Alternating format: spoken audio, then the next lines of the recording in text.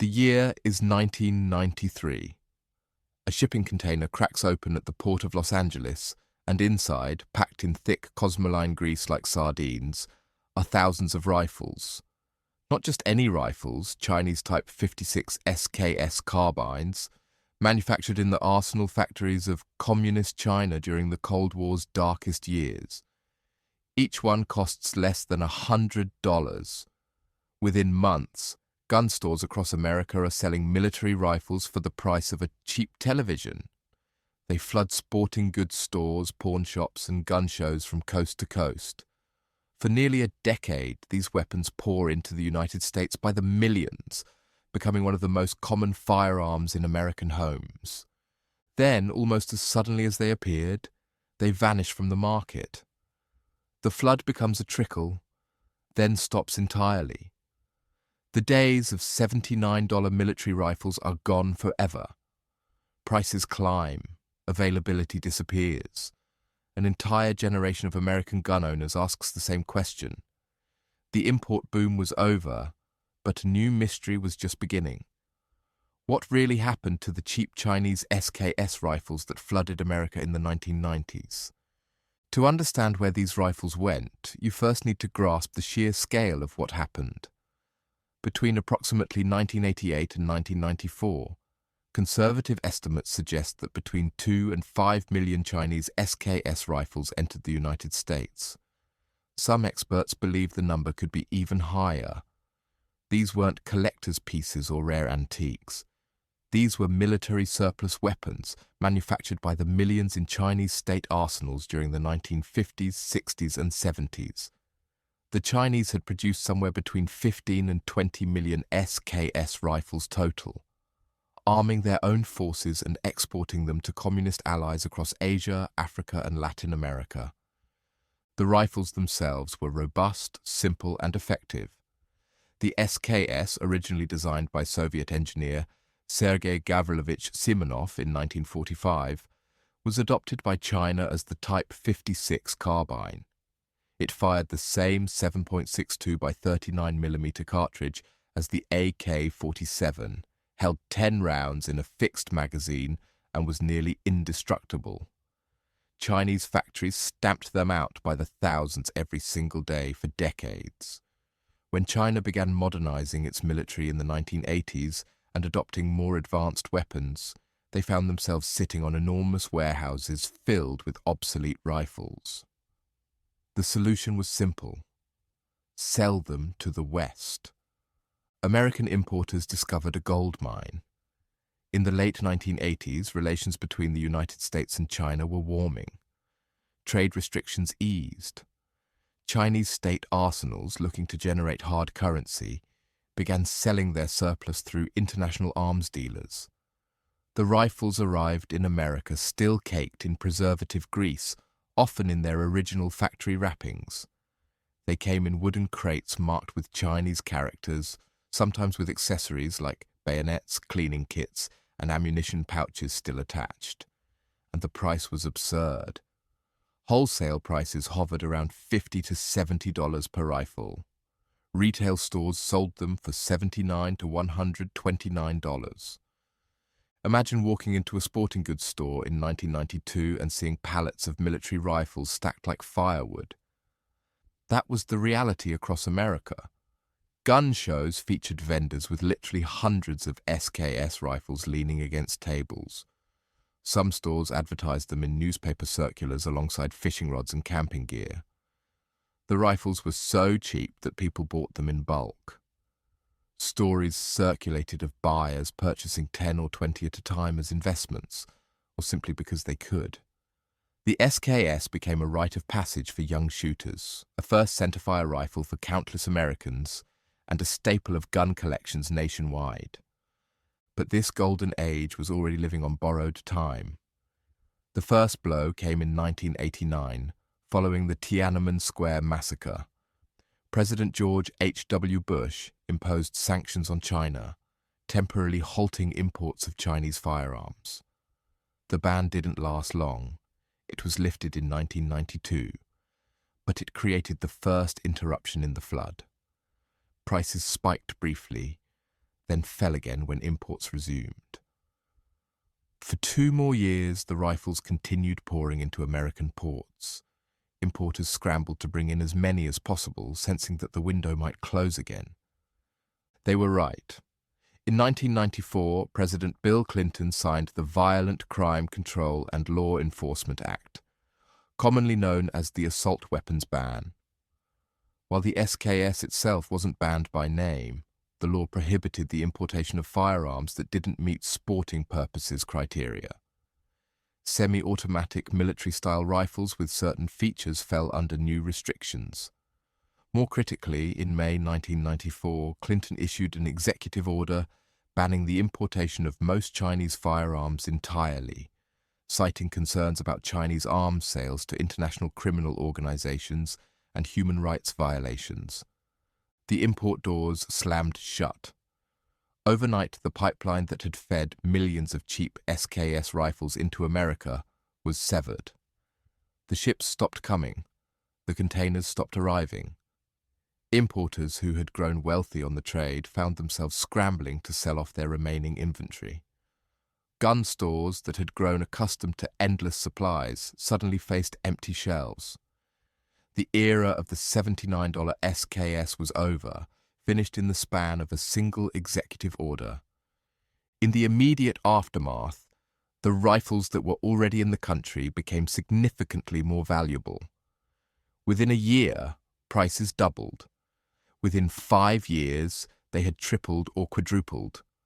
Rifles that sold for under $100 in 1993 were commanding $300 to $400 by the year 2000. But price increases tell only part of the story. The real question is what happened to the millions of rifles that had already entered the country. The first thing that happened was widespread distribution into American homes.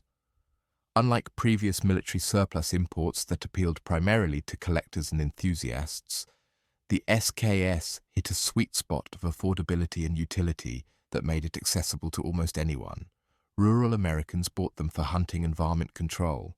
Urban shooters purchased them for target practice and home defense. Survivalists stockpiled them. Gun enthusiasts collected them. The rifles spread across the nation like seeds in the wind, ending up in closets, gun safes, attics, and garages from Maine to California. Many of these rifles simply disappeared into private ownership and stayed there. They became family heirlooms passed from father to son. They were stored in basements and forgotten. They were taken to the range a few times, then relegated to the back of a closet. Thousands upon thousands of SKS rifles entered American homes and simply vanished from the commercial market, absorbed into the vast ocean of privately owned firearms in the United States. Unlike registered weapons or items requiring transfer documentation, these rifles could change hands in private sales with no paper trail whatsoever in most states. But private ownership was just the beginning of the diaspora. A significant number of Chinese SKS rifles were modified, often extensively. During the 1990s and early 2000s, an entire cottage industry emerged around Bubbaizing or sporterizing SKS rifles. Owners removed the original military stocks and replaced them with synthetic furniture. They added telescopic sights, tactical rails, high-capacity detachable magazines, and pistol grips. Some of these modifications were reversible, many were not. Original military configuration rifles were hacked apart, drilled, cut, and permanently altered. The modification trend destroyed the originality of countless rifles, but it also kept them in circulation. A rifle that might have sat untouched in a closet for decades instead became a project gun, a customization platform, a test bed for amateur gunsmiths. These modified rifles continued to be used, shot, and traded, even as original military configuration examples became increasingly desirable to collectors. In this strange way, the Chinese SKS evolved in America, transforming from communist military surplus into a uniquely American sporting rifle. A darker fate awaited other rifles. Law enforcement agencies across the country dealt with SKS rifles that entered the criminal underworld. The same features that made the rifle attractive to legitimate buyers: Low cost, availability, and firepower also made it appealing to criminals. Throughout the 1990s and early 2000s, police evidence rooms accumulated Chinese SKS rifles seized in drug raids, recovered from crime scenes, or confiscated from prohibited persons. Many of these rifles were eventually destroyed, crushed or cut apart in accordance with legal requirements for disposing of contraband weapons. The numbers destroyed by law enforcement were significant but impossible to quantify precisely. Some jurisdictions melted them down, others cut them into pieces with industrial saws. Still others sold them to scrap metal dealers where they were shredded beyond recognition. Each year, evidence room cleanouts and asset forfeitures sent hundreds, possibly thousands of Chinese SKS rifles to their final destruction. These were not rifles lost in accidents or abandoned in attics. These were deliberate eliminations, permanent removals from the American gun stock. Natural attrition claimed its share as well. Despite their reputation for durability, SKS rifles could and did wear out, break, or become damaged beyond repair. Receivers cracked from overuse or improper ammunition. Barrels were shot out from thousands of rounds. Rifles were lost in house fires, floods, and natural disasters. Some were abandoned in storage units when owners died or moved, eventually disposed of by landlords or estate executors who didn't know their value. Others were simply lost, left behind at shooting ranges, dropped in lakes, buried in backyard hideaways, and never recovered. The strangest fates were reserved for a select few.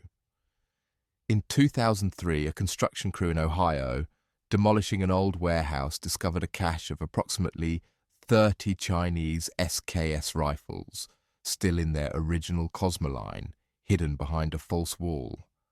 The story that emerged suggested a gun dealer from the 1990s had concealed his inventory to avoid confiscation during a federal investigation, then died before revealing the location. The rifles, perfectly preserved, emerged into a world where they were now worth 10 times their original purchase price. Similar discoveries occurred sporadically across the country.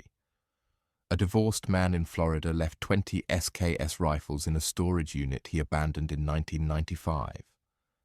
The unit was auctioned in 2008 and the winning bidder found a small fortune in military surplus. An estate sale in Montana in 2015 revealed a deceased collector's stash of over 50 Chinese SKS rifles, many still unfired in original wrappings, hidden in a climate-controlled barn. These time capsules, emerging years or decades after the import ban, provided glimpses into the magnitude of the 1990s surplus market.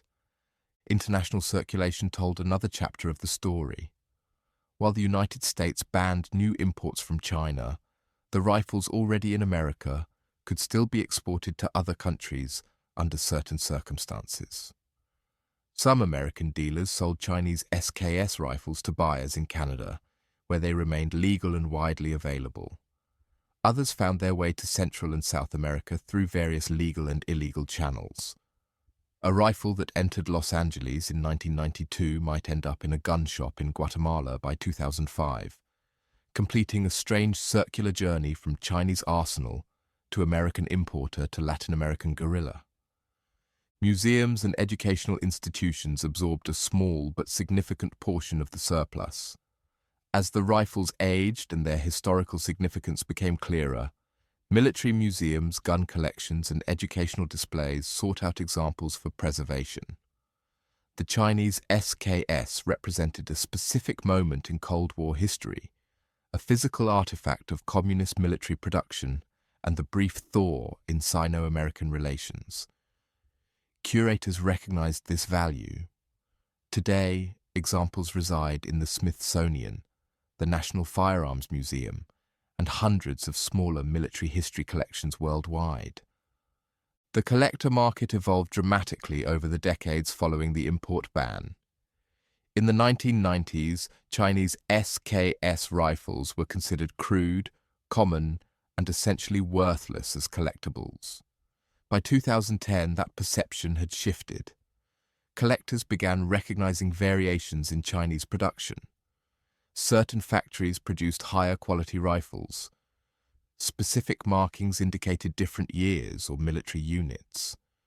Early production examples with milled trigger guards and blade-style bayonets became more desirable than later stamped receiver versions. What was once a homogeneous flood of cheap rifles revealed itself to be a complex collecting field with nuance and variation. This collector demand created a preservation effect.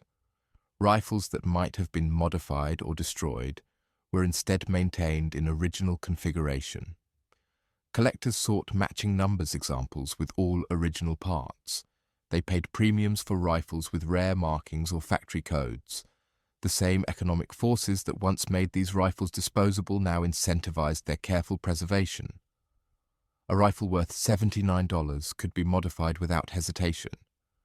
A rifle worth $700 demanded respect and conservation. By the 2000s, the price curve had steepened dramatically. Chinese SKS rifles that sold for under $200 in 2000 were commanding $500 to $800 by 2015. Pristine, unfired examples in original Cosmoline broke the $1,000 barrier. The cheap surplus rifle had become a legitimate investment. Forums and websites emerged dedicated solely to Chinese SKS variants, with collectors sharing photos of rare markings, debating factory origins, and trading information about production numbers and military history. The political landscape continued to affect the rifle's fate. Various state-level assault weapon bans, enacted in California, New York, Connecticut, and other jurisdictions, imposed new restrictions on SKS ownership and transfer. Some states banned detachable magazine conversions, others required registration. Connecticut's post-Sandy Hook legislation created a window where SKS owners had to register their rifles as assault weapons or remove them from the state. Many chose to sell to out-of-state buyers, creating another wave of redistribution. Meanwhile, the rifles remaining in China faced their own odyssey. The arsenals that had sold millions to America in the 1990s eventually exhausted their surplus stocks or ceased commercial exports entirely. But China had manufactured so many SKS rifles that they continued appearing in conflicts worldwide. Chinese Type 56 carbines showed up in the hands of insurgents in Iraq, militants in Afghanistan, guerrillas in Colombia, and rebels in various African conflicts. The same rifle design that flooded American gun shows also armed fighters in the world's ongoing wars, a testament to both the weapon's durability and China's massive production scale. Back in America, a new generation discovered the rifles. Young shooters in the 2010s and 2020s, reading about the legendary days of cheap surplus, searched for their own SKS. They found a vastly different market. The $79 rifle now cost $600 or $700. Chinese imports were long banned. The only sources were private sales, gun shows, and online marketplaces where existing rifles circulated among owners. Yet demand persisted. The SKS's reputation for reliability, its historical significance, and its relative affordability compared to modern sporting rifles kept it relevant decades after the import flood ended. Some rifles found unexpected modern purposes. Homesteaders and rural farmers appreciated the SKS for its practicality, simple to maintain, effective for predator control, and rugged enough to withstand harsh conditions. Shooting sports embraced them for vintage military rifle competitions. Preppers and survivalists valued them for their durability and the availability of ammunition. The rifle that Chinese military planners designed in the 1950s proved adaptable to American civilian uses 7 decades later. The question of total numbers becomes more complex with each passing year. If 3 to 5 million Chinese SKS rifles entered America between 1988 and 1994, how many survive today? Conservative estimates suggest at least 2 to 3 million remain in circulation. Hundreds of thousands have been destroyed, lost, or removed from the country. But the majority locked away in American homes remain. They sit in gun safes and closets, sometimes forgotten by their owners, sometimes cherished, sometimes simply stored and ignored. Unlike many collectibles that deteriorate with time, these rifles were built to last. A Chinese SKS stored properly in 1995 will function perfectly in 2025. The strangest aspect of the entire saga is the near-total reversal in perception.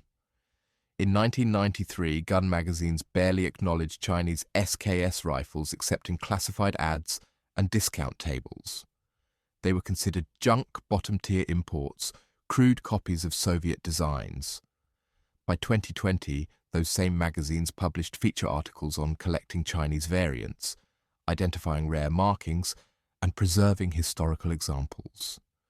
The unwanted surplus became desired militaria. The throwaway rifle became an investment. This transformation mirrors broader trends in military surplus collecting. The British Enfield rifles that sold for $20 in the 1960s now command hundreds. The M1 carbines given away by the thousands after World War II are now collectible firearms worth over $1,000. The pattern repeats across generations.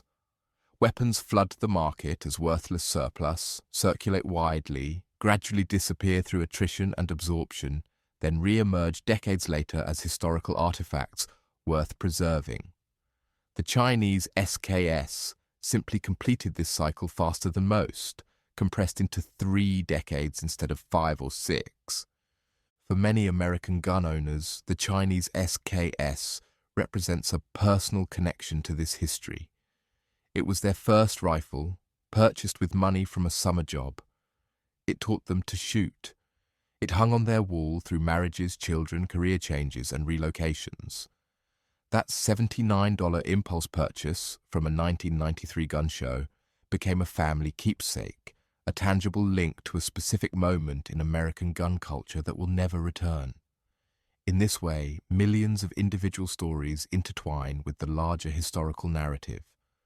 The rifles continue to surface in unexpected places. A recent police auction in Texas included 15 Chinese SKS rifles seized over the previous decade.